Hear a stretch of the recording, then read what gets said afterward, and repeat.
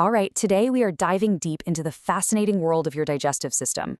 We're going to pull back the curtain on all those common medications you see for everything from heartburn to some of the more complex gut issues. The goal here? To help you really understand what's going on inside your body. You know the feeling, right? We've all been there. That uncomfortable, fiery sensation that just creeps up your chest after a really great meal. Maybe one that was just a little too big. So what is actually causing that fire? And how do the remedies we reach for actually work to put it out? So before we can even talk about the fixes, we've got to understand the source of the problem. And deep down in your stomach lining, there's this microscopic, incredibly efficient acid factory that when it starts working a little too much overtime, well, that's where the trouble begins. Okay, so let's meet the key player, the parietal cell. These little guys are absolute powerhouses, and they line your stomach with one main job, pumping out hydrochloric acid. Now, this acid is crucial for digestion, but when you have too much of it, or it splashes up where it's not supposed to be, that's when you feel that burn. And these cells, they're the #1 target for most acid-reducing meds. All right, so you've got a fire starting in your chest. What's the fastest way to put it out?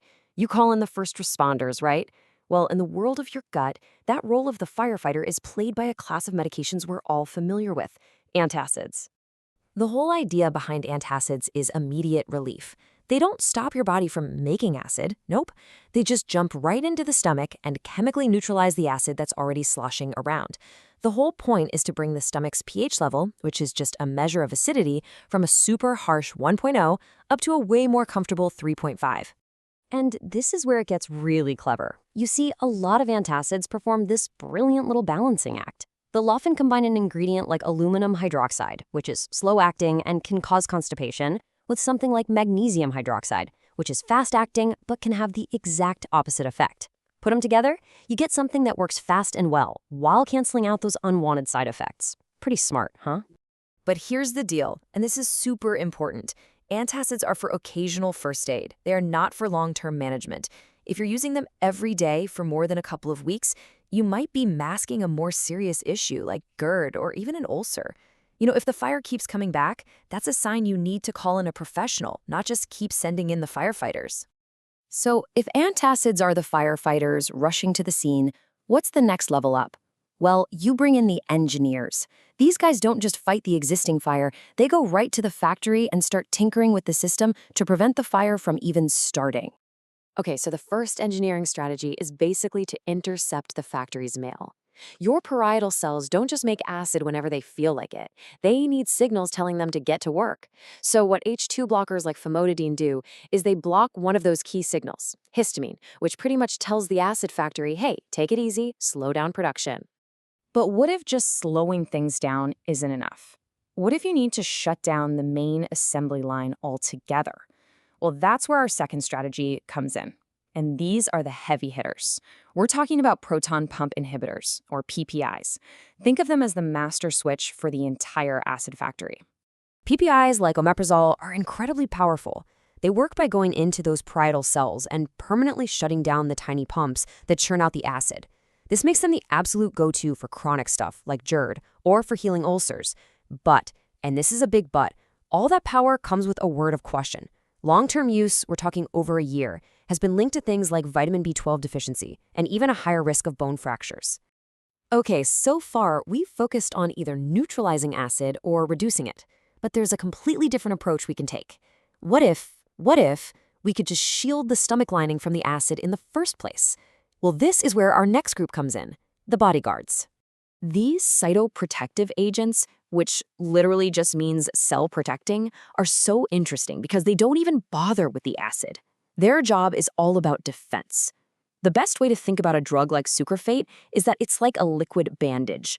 It goes in and forms a physical, protective barrier right on top of an ulcer, giving it a safe little bubble to heal in. So the two main players here are sucralfate, which, by the way, you have to take on an empty stomach for it to work right, and misoprostol, which is used to prevent ulcers in people taking NSAIDs long-term. And I have to pause here and be crystal clear about a critical safety warning. Misoprostol is what's called a Category X drug. That means it is absolutely 100% forbidden during pregnancy because of some very serious risks. Okay, let's do a quick recap of all these acid management strategies. For that quick, occasional heartburn, you've got antacids. For more mild or nighttime reflux, the H2 blockers are great for reducing that acid signal. For the serious, chronic stuff like GERD or healing an ulcer, the powerhouse PPIs are your go-to. And finally, to put a protective shield right on an active ulcer, you've got sucralfate. See, it's all about different tools for different jobs. Now that we've really explored the whole world of stomach acid, it's so important to remember that not every problem in your gut is actually caused by acid. The digestive system is an incredibly complex place, so let's zoom out a little bit and touch on a few other common troubles. So, here's a question that trips up a lot of people. What is the actual real-world difference between inflammatory bowel disease, IBD, and irritable bowel syndrome, IBS? I mean, they sound almost the same, but trust me, they are fundamentally different conditions. And this right here, this is the single most important distinction. IBD is a structural disease. That means a doctor can literally look inside with a scope and see the problem. They can see inflammation, ulcers, and physical damage. IBS, on the other hand, is what we call a functional disorder. The symptoms, the pain, the bloating, are absolutely real, but the gut lining itself looks perfectly normal. This is why IBD carries long-term risks like permanent damage and even cancer, while IBS does not. And beyond that, there's a whole pharmacy of other super-targeted solutions. For severe nausea, antiemetics like ondansetron work on the brain's vomiting center. If your digestion is just kind of sluggish, drugs called prokinetics, which just means promoting movement, can help speed things along. And for really specific problems like constipation caused by opioids, a stimulant like senna is often the best choice. So after all this, after meeting the firefighters, the engineers, the bodyguards, what's the big picture? What's the main takeaway from all of this? Well, it all comes down to listening. Here's the key takeaway. There is a right tool for the right job.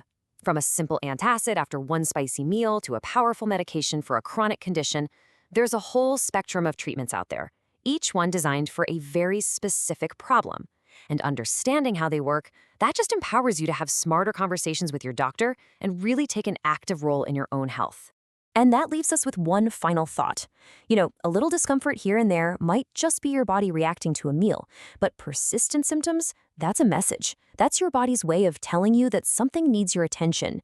So the next time you feel that rumble or that burn, maybe just ask yourself, what is my gut trying to tell me? Thanks for joining me.